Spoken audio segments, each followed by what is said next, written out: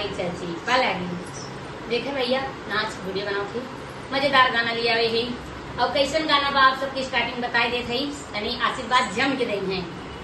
सब विदा अच्छा लागत है लेकिन राजा विदा अच्छा ना लागत। तो नंदिया अपने भौजी से कैसे कहत बा और ननद हो जाए गाना बना अब नंदे हो जाए तो ऊपर आज गाना कुल बने और आप सब कमेंट में बताइए भौजी जबर परत कि नंदी तो आप सब कमेंट बताइए आप ऐसा कहाँ थे बा बलम बिना मनवा नाला के भौजी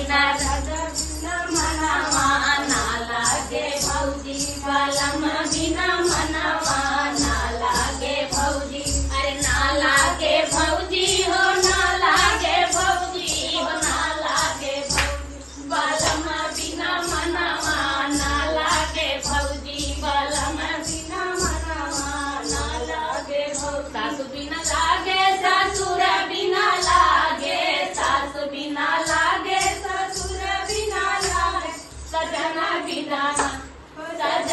बिना निदिया ना लागे भौजी सजना बिना निदिया ना लागे भौजी सजना बिना निदिया ना लागे भौजी सजना बिना निदिया ना लागे भौजी अरे जेठ बिना लागे जेठान बिना लागे जेठ बिना लागे जेठान बिना लागे